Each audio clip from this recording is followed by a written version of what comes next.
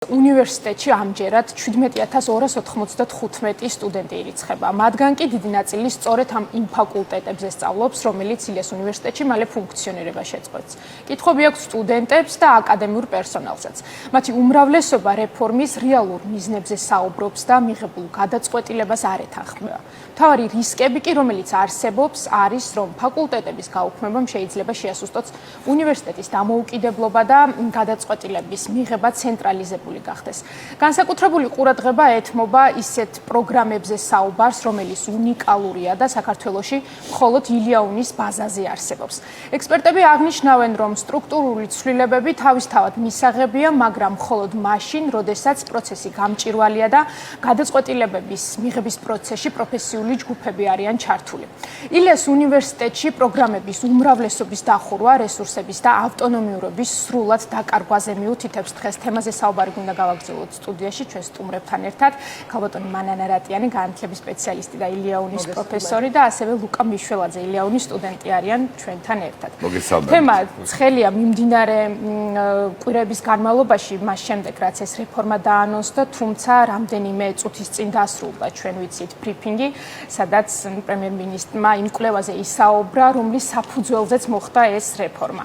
თქვენ ვიცი, რომ უსმენდით ამ კვლევას, ამიტომ უნდა დავიწყოთ მისი განცხადებით, რამდენად რეალურად მიგაჩნიათ ბაზრის კვლევის ის ტიპი, რომლის საფუძველზეც შეიძლება ასეთი მასშტაბური ცვლილებები მოხდეს ქვეყანაში, მით უმეტეს, როცა ეს ეხება უმაღლესი განათლების რეფორმას. მოგესალმებით და მივესალმებით ჩვენს მაყურებლებს. უნდა აღვნიშნო, რომ კვლევა ნამდვილად მნიშვნელოვანია, როდესაც ასეთ გადაწყვეტილებებს იღებ, თუმცა ჩვენ დიდი ხნის განმავლობაში ვითხოვდით იმ წინარე რა კვლევები იყო გახორციელებული იმის გაცნობას. დღევანდელი, თქვათ, აი იმ ფორმატიდან გამომდინარე, სადაც წარადგინა კვლევა, რამდენიმე საპრეზენტაციო სლაიდის მიხედვით, რა თქმა უნდა, ჩვენ ვერ ვიმსჯელებთ სიღრმისეულად, რამდენად სწორად არის და რა მეთოდოლოგიით არის ეს კვლევა განხორციელებული, თუმცა სათაურიდან გამომდინარე შეგვიძლია უკვე ვივარაუდოთ, რომ ეს არის მხოლოდ და მხოლოდ ბაზრის კვლევა, დამსაქმებლების გამოკითხვა და შესაბამისად პერსპექტივაში 5 წლის მანძილზე თუ რა ტიპის კადრები ჭირდებათ, აქედან გამომდინარე არის ეს ყველაფერი დაჯამებული.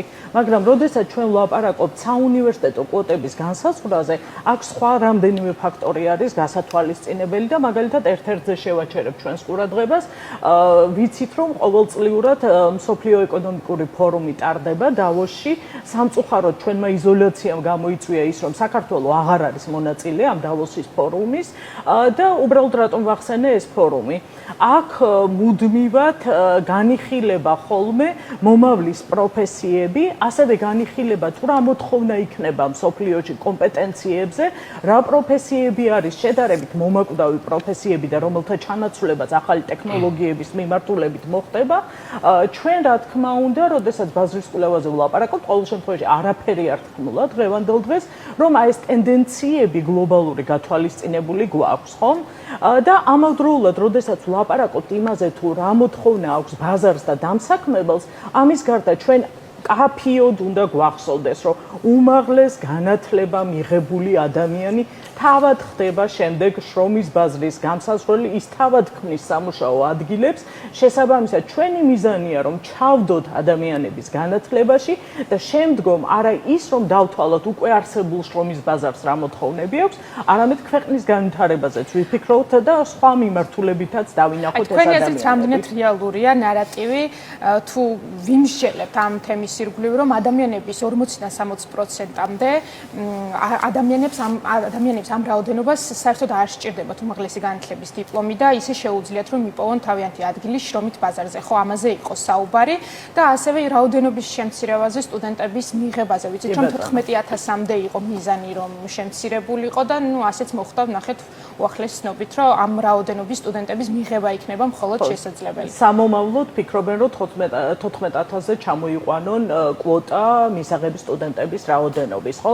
დღეს 21000-ზე არის განსაზღვრული, თუმცა ამ 21000-დან ბევრი ისეთი მიმართულებაა, რომელზეც უცნაური არის, რომელმა შრომის ბაზარმა აჩვენა, რომ საერთოდ მოთხოვნა არსებობს, ხომ? რაღაც ირონიულადაც კი არაერთხელ თქმულა, მაგალითად ქუთაისის საერთაშორისო უნივერსიტეტში ასტროლინგვისტიკის და ასტროარქეოლოგიის გახსნის შესახებ და კვოტების მინიჭების შესახებ რაღაც არ მგონია, რომ რომელიმე ჩვენ დამსაქმებელს რაიმე მსგავსი ეთქვა, რომ ასეთი ტიპის ადამიანების საჭიროება ჰქონდა, ხომ?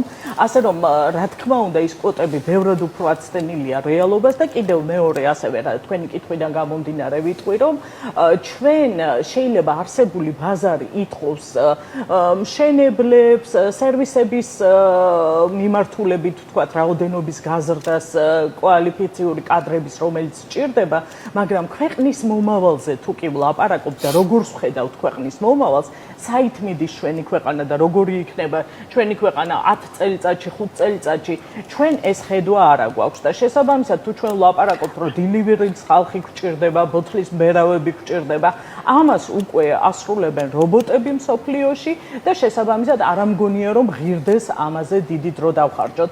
ანუ ის ტენდენციები, რაც მსოფლიოში არის და რაზეც ლაპარაკობენ უმაღლეს სასწავლებლებში, როგორ უნდა გარდაიქმნას ფორმატი, როგორ უნდა შეიცვალოს სწავლების მიდგომები, რა თქმა უნდა, არაფერი გათვალისწინებული არ არის და ალბათ მე გადავალთ იმ თემაზეც, რომ შემცირდა ფორმალურ განათლებაში გატარებული სწავლების წლების რაოდენობა. მაგალითად, ბაკალავრიატი გახდა 3 წლიანი დომინანტურად და მაგისტრატურა გახდა 1 წლიანი და სკოლები გახდა 10 წლიანი, ხო?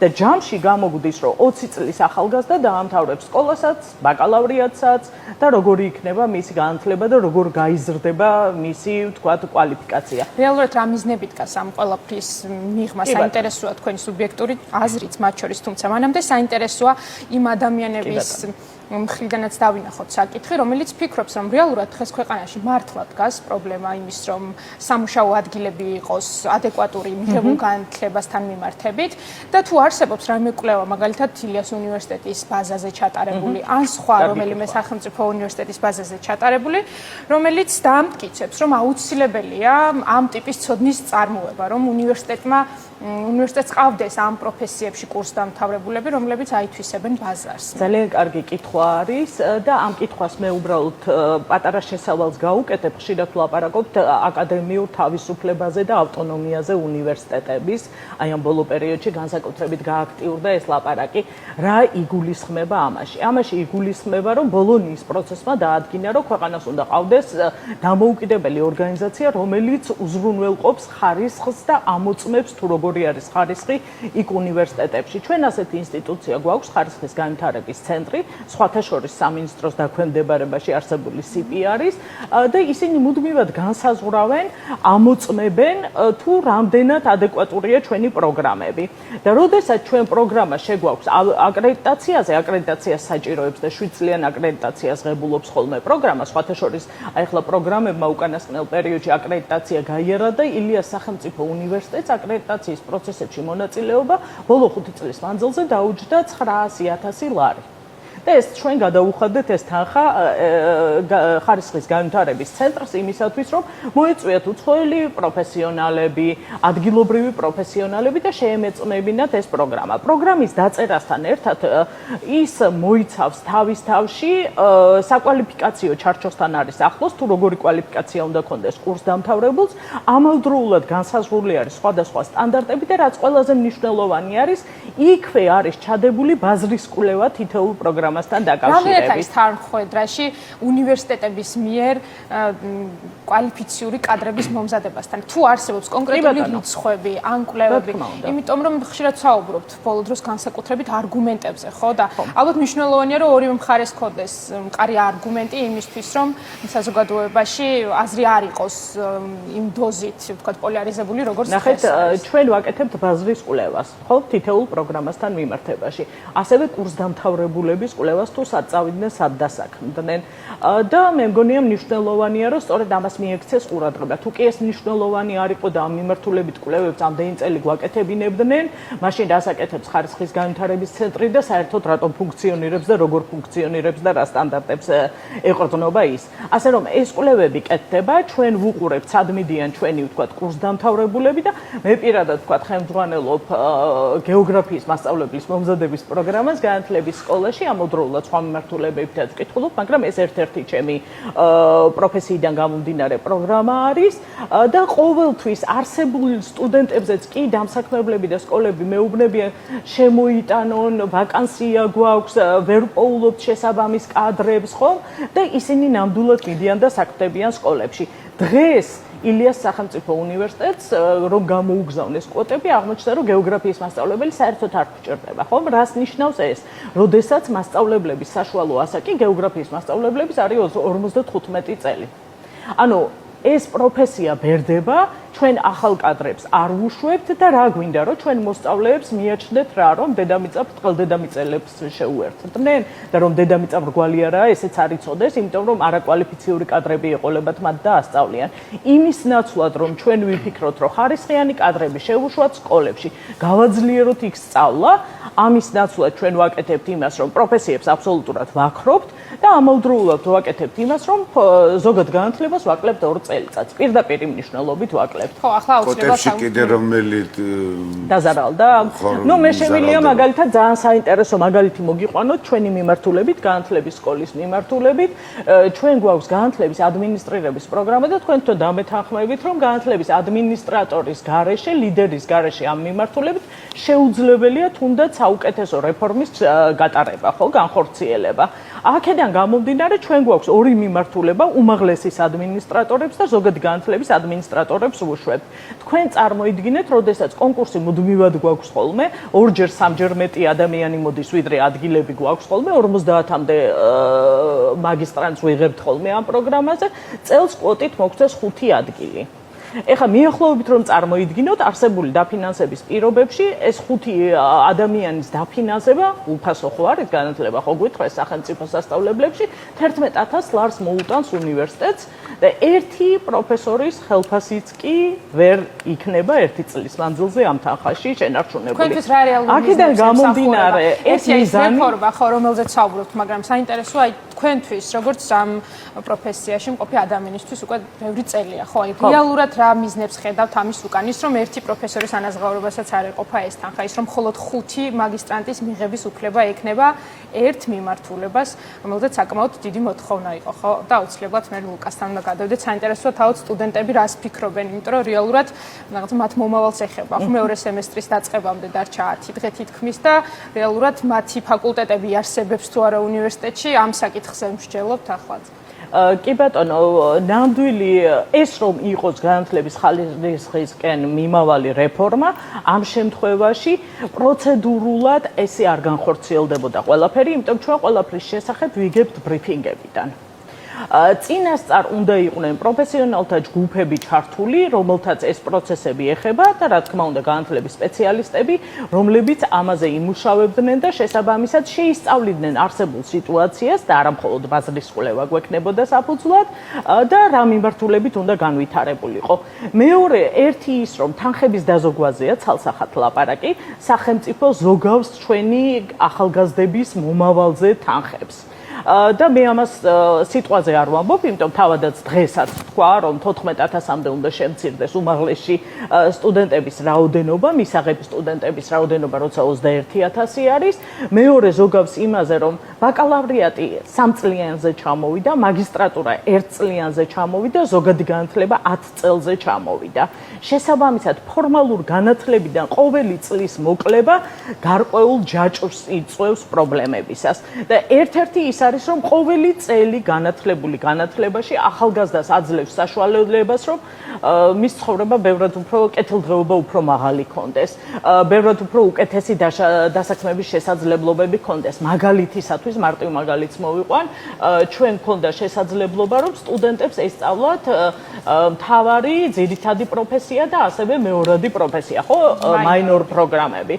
დღეს ამ 3 წლიან პროგრამაში ამის შესაძლებლობა არ ექნება. არა და ეს არის ერთგვარად ჩვენთვის გარანტი იმისა, რომ გადიხარ სამუშაო ბაზარზე, შეძლო დასაქმება პროფესიით და მომავალში როგორც არ უნდა შეიცვალოს შენი პროფესია, რამაც არ უნდა ჩააცვალო ნაცვლად ტექნოლოგიებმა, ხელოვნურმა ინტელექტმა თუ ასე შემდეგ, შენ გაქვს ასევე მეორე პროგრამა, რომელიც ასევე შენ გაზღვევს და შენ მომავალს აზღვევს. ანუ ჩვენ ახალგაზრდებს ვეუბნებით, რომ თქვენზე დავზოგავთ თანხას და ქვეყანას სჭირდება მხოლოდ სერვისები, მშენებლები და ასე შემდეგ სხვადასხვა შრომის ბაზარი. საინტერესოა სტუდენტების აზრი ამ საკითხებთან დაკავშირებით. ჩვენ ვიცით, რომ თქვენ აქტიურად აპროტესტებთ მიმდინარე მოვლენებს და ხშირად საუბრობთ აკადემიურ პერსონალთან, როგორ წარმოგიდგენიათ რეალურად თავის დამკვიდრება შრომით ბაზარზე. თუ გაგვაცნობთ თქვენ რომელ ფაკულტეტზე სწავლობთ და რა სფეროს წარმოადგენთ, ხო, საინტერესო რამდენად ეთანხმებით თქვენს პროფესორებს თუ ადამიანებს, ვინც თქვენ მომავალს განსაზღვრავენ ამ რეფორმის ფარგლებში.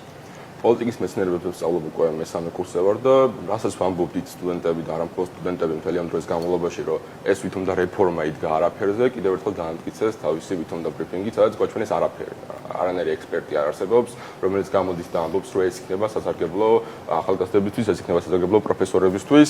მთელი ამ დროის განმავლობაში ხალხი ითხოვდა, რომ რაღაც რეფორმა გატარებული იყო, რომ განათლების ხარისხი გაზრდილი იყო და დღეს გამოვიდნენ და გითხრეს, რომ არ გვჭირდება სტუდენტები, რომ ძალიან ბევრი არიან და მათი რაოდენობა უნდა შემცირდეს, რომ თურმე ბევრი უნივერსიტეტია და მათი რაოდენობა უნდა შემცირდეს და მიადგნენ ერთ-ერთ ყველაზე ცნობილ, ერთ-ერთ ყველაზე მაღალ რეიტინგულ უნივერსიტეტს, არა მხოლოდ კავკასიაში, არამედ ილიას სახელმწიფო უნივერსიტეტმა მოახერხა, რომ 115 ქვეყანაში ჩატარებული კვლევით ყოფილიყო ერთ-ერთი წამყვანი, ერთადერთი წამყვანი ქართული უნივერსიტეტი, სხვა უნივერსიტეტმა ეს ვერ შეძლო და დღეს გამოდიან და ამბობენ, რომ ეს უნივერსიტეტი დახურო. შეუძლებელია ეს იყოს გადადგმული ნაბიჯი იმისთვის, რომ განათლების ხარისხი გაიზარდოს, ან სტუდენტებისთვის რაიმე ტიპის სარგებელი მოიტანოს. სტუდენტები თუ რამეს აკეთებენ ახლა მთელ ამ პროცესში არის ის, რომ იპოვონ გამოსავალი და იპოვონ შესაძლებლობა დაიცვან საკუთარი უნივერსიტეტები, დაიცვან საკუთარი განათლება. ნებისმიერ უნივერსიტეტში რო შეხვიდეთ, არ აქვს მნიშვნელობა რომელი იქნება, ვერც ერთი სტუდენტი ვერ გეტყვით რეალურად რა ბედი ეწევა მას. რა იქნება მისი მომავალი, რა იქნება მისი უნივერსიტეტის მომავალი, იმიტომ რომ ქართული ოცნება რო ლაპარაკობს, რომ ყველასთვის ყველაფერი გასაგებია და ყველა მის რომ კარგი რაღაც ხდება, რეალურად არავინ არაფერი არ იცის. თვითონ რექტორებმა არ იცოდნენ საკუთარი უნივერსიტეტების ბედი და ამბობდნენ, რომ თურმე გუშინ გაიგეს ის, რომ რაღაც უნდა შეერთებული იყო და რაღაც უნდა მომხდარიყო. და ამ რეალობაში როცა ვცხოვრობთ, სწორი და ბუნებრივია, რომ ახალგაზრდებს აქვს პროტესტის გრძნობა, ახალგაზრდებს აქვს სურვილი იმისა, რომ რაღაცები შეიცვალოს და მთელი ამ დროის განმავლობაში ახლა რასაც ვხედავთ. არის ის, რომ არა მხოლოდ ილიას სახელმწიფო უნივერსიტეტში, არამედ ზოგადად ქვეყანაში სტუდენტები და პროფესორები აპროტესტებენ და ითხოვენ იმას, რომ უკან გაიწვიონ ვითომ და განათლების რეფორმა, რომელიც თუ რამეს აკეთებს ისევ და ისევ, არის ის, რომ ყველაზე გავლენიან უნივერსიტეტს ერთ ხურავს და მეორე თბილისის გარეთ უნივერსიტეტები, რომლებიც ძალიან მნიშვნელოვანია და რომელსაც საკმაოდ დიდი გავლენა აქვს იქ სხვა ქალაქების განვითარებაზე, უბრალოდ ამ უნივერსიტეტებს ანადგურებენ. სხვა ფაკულტეტებს უზღუდავენ, თუ სიტყვაზე იყო 600 ადგილი ჩამოყოთ 300-მდე და ამ ადამიანებს რას უშვებიან? იქ ყოფ დასაქმებულ ადამიანებს, იქ ყოფ სტუდენტებს რას უშვებიან? ეუბნებიან, რომ მათთვის განათლება აღარ უნდა იყოს პრიორიტეტი და რა უნდა აკეთონ, როგორ უნდა განვითარდნენ. და ამ რეალობაში კი ილიას სახელმწიფო უნივერსიტეტი არის ერთ-ერთი წამყვანი, რომელიც იღებს ხმას და ამბობს, რომ ეს ვითომ და განათლების რეფორმა არ უნდა გატარდეს, იმიტომ რომ თუ რამეს ემსახურება არის ის, რომ განათლების სისტემა უნდა ჩამოაგდიონ ქვეყანაში. რამდენად რეალურად წარმოგედგენიათ იმ ფაქტის გააზრება და მიღება, რომ შეიძლება საერთაშორისო განათლების მიღების შესაძლებლობა არ გქონდეთ. ლოგიკურია. ფინდიდან ხო გავიგეთ, რომ ეს რეალობაა, არ არის პროგნოზი და იმ შემთხვევაში თუ არ გვექნება სრული განათლება ის წლები დაფარული, რომელსაც მოითხოვს საერთაშორისო ბაზარი, თქვენ ვერ შეძლებთ, რომ ჩააბაროთ უცხოეთში მაგისტრატურაზე, სხვა საფეხურებზე გააგრძელოთ სწავლა. ალბათ ქართული ოცნება ის ერთადერთი, რომელიც გამოდის და ამბობს, რომ მაღალი ხარისხის განათლება ნიშნავს იმას, რომ ყველგან წლები უნდა მოაკლდეს. სკოლაში წელი უნდა მოაკლდეს, ბაკალავრიატის წელი უნდა მოაკლდეს, მაგისტრატურაში წელი უნდა მოაკლდეს. ასეთი რაღაც ალბათ ბუნებაში არავის არ უნახავს და შეუძლებელია წარმოვიდგინოთ ის, რომ ამ ქვეყანაში განათლებას წლები მოაკლდეს და ეს იყოს ისევ კონკურენტუნარიანი, გქონდეს იმის შესაძლებლობა, რომ სიტყვაზე ევროპაში შენ შეძლო და იქ გააგრძელო სწავლა. პირიქით გვეუბნებიან, რომ არა უშავს თუ ამას ვერ შეძლებ, მეტი წელი გრჩება და შეგვიძლია იმუშაო, ოღონდ პარალელურად ხედავთ, რომ სამუშაო ადგილები არ არსებობს და სად უშვებენ ამ სტუდენტებს, კაციშვილმა არ იცის, ნაკლები განათლება გექნება, მაგრამ თუ გაქვს იმის სურვილი, რომ ევროპაში წახვიდე, ნება იბოძე, მეტი ფული გადაიხადე, გინდა ევროპაში, გინდა საქართველოში, მეტი ფული ჩადე და ასე განვითარდები და ასე შეძლებ წასვლას, მაგრამ არავის არ აქვს იმის რესურსი, რომ ეს გააკეთოს. რამდენად რეალურია სოციალურ მობილობაზე საუბარი ჩვენ სტუდიაში შემოსვლამდე საუბრობდით და ძალიან საინტერესო იყო ჩემთვის, იმიტომ რომ ეს ნაწილი ეხება თითოეულ იმ ადამიანს საქართველოში, რომელიც ცხოვრობს მათ შორის რეგიონებში და მათთვის ალბათ უფრო სენსიტიურია, ხო? რატომ უნდა გახდეს ქვეყანაში განათლების მიღება პრივილეგირებული და თუ ხედავთ თქვენ ამის საფრთხეებს? იცით, საფრთხეები ძალიან დიდი არის. პირველი ჩვენ ვახსენეთ და ლუკას დავეთანხმები, რომ ჩვენი დიპლომის აღიარება და კვალიფიკაციების აღიარება დასავლეთის მიერ, რომელიც ჩვენ სისტემას ენდობოდა, იმიტომ რომ ჩვენ ბოლონიის პროცესის ნაწილი ვიყავით, ჩვენ მივსდევდით ხარისხის უზრუნველყოფის ყველა ეტაპებს, დღეს დადგება საფრთხის ქვეშ. თუ კი არსებობს სადღაც ერთწლიანი სამაგისტრო პროგრამა, ის არსებობს აუცილებლად 240 კრედიტიან ბაკალავრიატთან ერთად. არ შეიძლება ჯამში ბაკალავრიატი და მაგისტრატურა უნდა შეადგენდეს არანაკლებს 300 კრედიტისა და ჩვენ ვღებულობთ რომ ჩვენი ბაკალავრიატი და მაგისტრატურა ჯამში იქნება 240 კრედიტი. ანუ მისი აღიარება დასავლეთის მხრიდან წარმოუდგენელია და სტუდენტს დაჭირდება და მის ოჯახს ალბათ დამატებითი წლები გაატაროს განათლების სისტემაში საზღვარგარეთ იმისათვის რომ მისი რაღაც კვალიფიკაცია და კრედიტები აღიარებულ იქნას. ეხლა რაც შეეხება სოციალურ მობილობას, დიახ, განათლების სისტემა არ არის მხოლოდ იმისათვის რომ ახალგაზრდა მოამზადოთ შრომითი ბაზრისათვის. ამისათვის არსებობს პროფესიული განათლება და ისინი ასრულებენ თავიანთ ფუნქციას და შესაბამის კადრებს უშვებენ. განათლება ასევე იძლევა საშუალებას, რომ აი სოციალურ მობილობაში რაც იგულისხმება, ადამიანი გადის გარკვეულ საფეხურებს და თუ კი მაგალითად ადამიანი ბავშვი დაიბადა ოჯახში, რომლის მშობლებიც არიან სოციალურად ვთქვათ დაბალ დონეზე და არიან უმუშევრები მაგალითად ან მშობლებს არ აქვთ უმაღლესი განათლება, სწორედ განათლება, როგორც საზოგადოებრივი სიკეთე, აძლევს საშუალებას ახალგაზრდას, რომ მიიღოს ხარისხიანი განათლება სკოლაში და შემდეგ არსებობდეს მექანიზმები იმისათვის, რომ ის უმაღლეს განათლებაში წავიდეს და შესაბამისად გაიაროს ეს სოციალური მობილობა და დაბალ კვალიფიციურ სამუშაოზე კი არ დასაქმდეს, სადაც ადვილად ჩანაცვლებადი იქნება, მისი ანაზღაურება არასდროს მაღალი არ იქნება და მოთხოვნადი არ იქნება, არამედ შექმნას თავადაც რაღაც ღირებული და თავადაც ვთქვათ მიიღოს ის კვალიფიკაცია, რომელიც სხვა შემთხვევაში მას მიღების საშუალება არ ექნებოდა.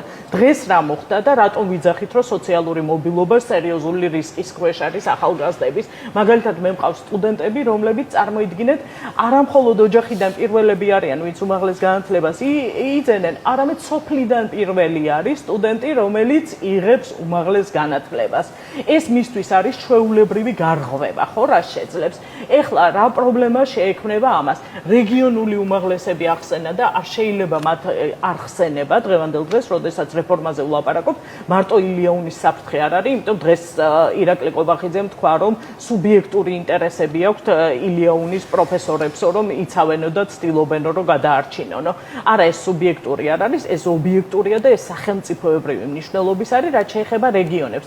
შეუმცირდათ 40-50%-ით ადგილები და შესაბამისად სტუდენტებს მოუწევთ ადგილის დატოვება, ანუ მიგრაცია გაიზრდება სოფლიდან, მცირე ქალაქებიდან დედაქალაქისაკენ, რაც არ გვინდოდა.